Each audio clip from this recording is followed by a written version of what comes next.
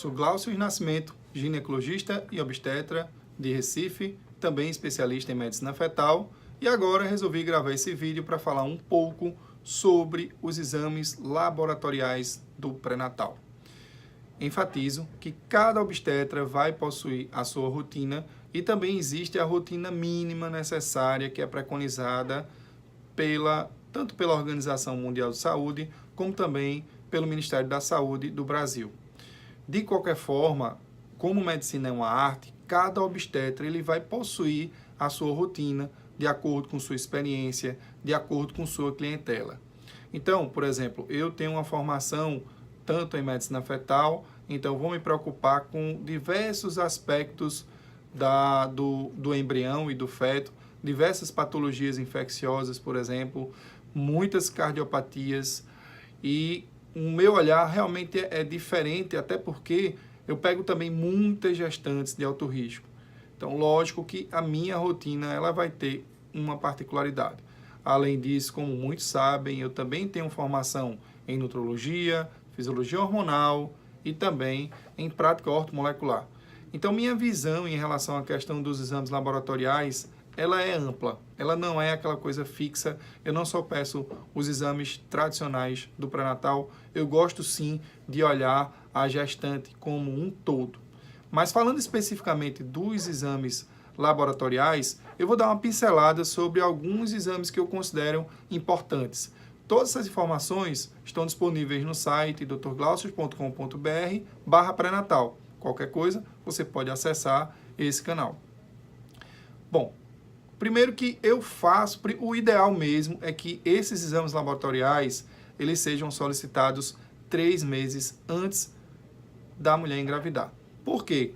Porque o preparo, os primeiros 1000 dias de um bebê, ele na verdade começa com os 3 meses antes da gravidez, através de um preparo adequado pela melhoria do estilo de vida da mulher e também pela suplementação personalizada de alguns micronutrientes e vitaminas para essa mulher que tanto deseja engravidar e ter uma gestação e um bebê saudável, ou outros bebês, né? Pode ser gemelar também, ou trigemelar. Mas o basicão a gente sempre pede um hemograma para avaliar o status de anemia. Aqui no Nordeste mesmo, a gente tem uma frequência enorme de anemia. Isso deve ser combatido através de uma alimentação e uma suplementação personalizada. Existem diversos suplementos de ferro que podem nos ajudar, mas a alimentação sempre é a base de tudo. A gente também pede a classificação sanguínea, até para tentar avaliar a possibilidade de incompatibilidade sanguínea entre a mamãe e o bebê. Muitas vezes a gente até eu peço a classificação sanguínea do pai para já tentar analisar essas possibilidades. O bebê, muitas vezes, depois do parto, ele pode ter um probleminha chamado icterícia, que é quando o bebê fica amarelinho, e uma das causas pode ser esta incompatibilidade sanguínea entre a mamãe e o bebê. Atenção especial deve ser dada às gestantes que possuem o tipo sanguíneo RH negativo, pelo risco da doença hemolítica do recém-nascido, mas, graças a Deus, temos diminuído a ocorrência, a prevalência dessa doença através da administração profilática da imunoglobulina anti-RH. Assim, em relação à classificação sanguínea nas gestantes RH negativos, faz-se necessário a solicitação do exame chamado Cumbis indireto da mãe. Bom, a gente também pede exame de urina para rastrear a infecção, então sumário de urina, urocultura, teste para avaliar a coagulação sanguínea, como TPAE, fibrinogênio, função renal, ureia, creatinina, ácido úrico, a função hepática, a função lipídica também é fundamental, representável em várias enzimas hepáticas, como TGO, TGP, DHL, bilirrubinas totais e frações, gramas GT, colesterol total e frações, triglicerídeos. Muitas vezes eu peço até a lipoproteína A, que é um marcador de doença cardiovascular, e a doença cardiovascular, ela representa uma importante causa de mortalidade materna. Assim, você tentar identificar alguns fatores de risco a partir de exames laboratoriais parece-me relevante, e eu peço nas minhas gestantes. O metabolismo do carboidrato, o que falar? Fundamental avaliar, não apenas pela glicemia de jejum, mas no momento oportuno se pede também a glicemia pós-destrozol, muitas vezes chamado de teste oral de tolerância à glicose. Em algumas situações pedimos também a curva glicêmica. Eu gosto de pedir também a insulina de jejum e também, em conjunto com a curva glicêmica, eu peço também a curva de insulina, porque é possível a gente avaliar não apenas os casos já estabelecidos de diabetes mellitus, seja ele gestacional ou pré-existente, mas também identificar os casos de resistência insulínica, onde você pode agir e, de uma certa maneira, ajudar a conduzir a sua gestante para que ela não desenvolva o diabetes gestacional. Além do teste oral de tolerância à glicose, os exames específicos da glicose, né, a gente pede as sorologias para as doenças infecciosas. As mais frequentes, sífilis através do VDRL, o HIV a gente também sempre pede, inclusive o projeto Nascer em diversas maternidades preconiza a solicitação do exame de anti-HIV até na admissão à maternidade, mas é por bom senso, um exame recente de aproximadamente 3 meses, não se faz necessário a repetição do mesmo.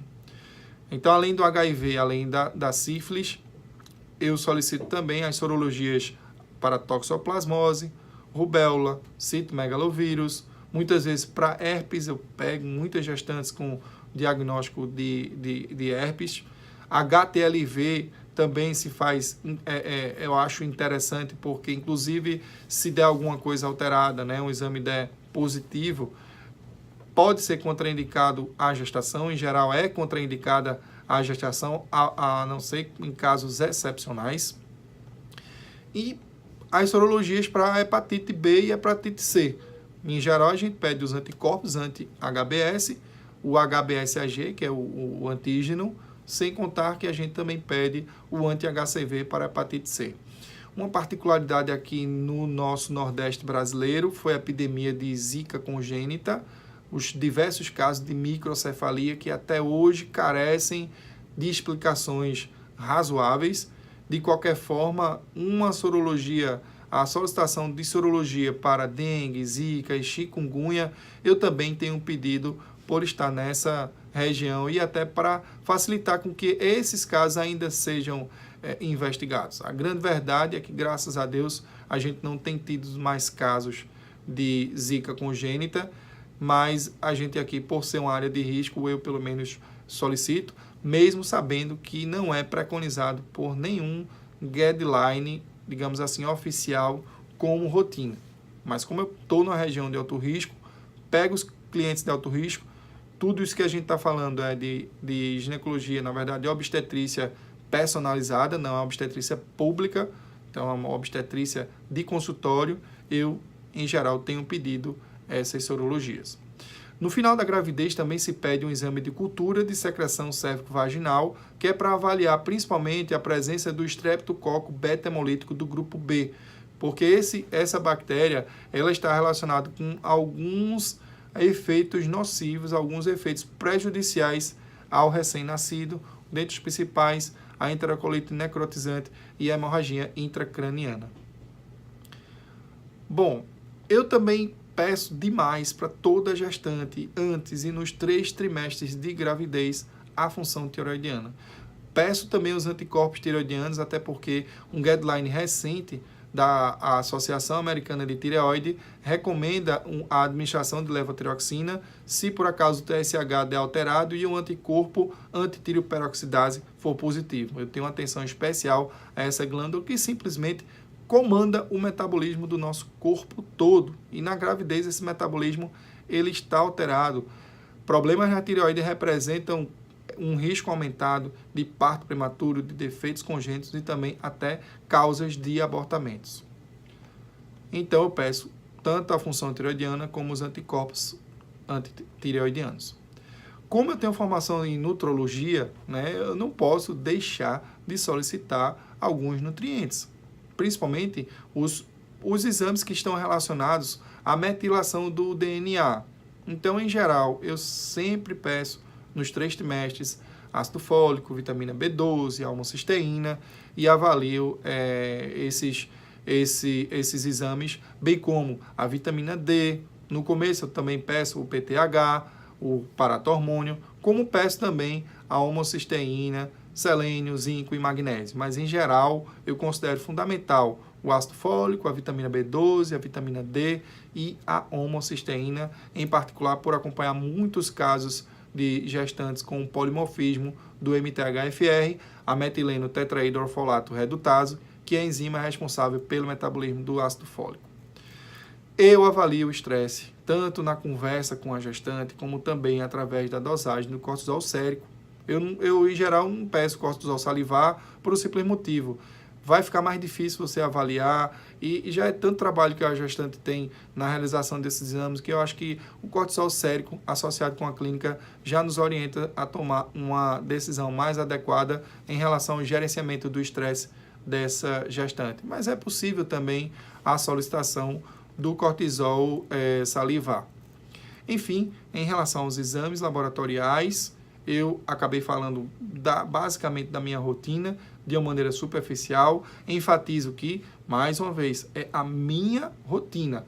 Cada profissional vai ter a sua rotina. Por exemplo, eu agora acabei de esquecer de que o metabolismo do ferro, para mim, também é fundamental. Então, eu peço ferro também e ferritina e reponho também de acordo com esses resultados. Muitas vezes eu peço também índice da saturação de transferrina e a gente vai acompanhando. E depois de ter todo esse cuidado, eu percebi que minhas gestantes, elas foram reduzindo o risco obstétrico e também a menor ocorrência de defeitos nutricionais.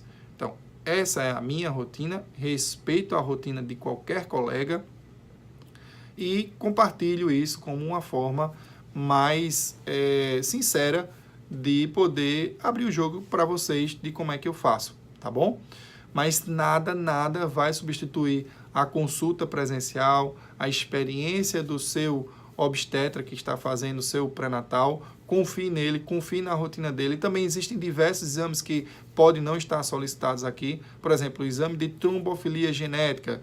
Eu não peço de rotina, mas em alguns casos se faz necessário. Essa pincelada dos exames que eu falei foi, na verdade, só para ter noção do básico do que eu peço. Os detalhes realmente só através de uma aula mais específica sobre cada tema. Enfim, essa é a minha rotina. Peço os exames antes da gravidez, pelo planejamento. Essa consulta é fundamental para traçar a nutrição e a suplementação personalizada. E peço nos 3 trimestres de gravidez. No início da gestação, com 24 semanas de gestação, e na 33ª semana de gestação. Saliento que nem todos os exames eu peço nesses 3 trimestres, mas eu confesso que grande parte deles é solicitado nos 3 trimestres de gestação. Espero que tenham gostado desse vídeo. Qualquer dúvida, pode escrever aqui embaixo nesse canal. Curta, compartilhe e em breve nós estaremos elaborando mais um vídeo com informações de qualidade para você que é gestante, tentante e certamente vai conseguir realizar o seu sonho da maternidade e do seu bebê saudável tão desejado. Um abraço a todos, fiquem com Deus e até o próximo vídeo.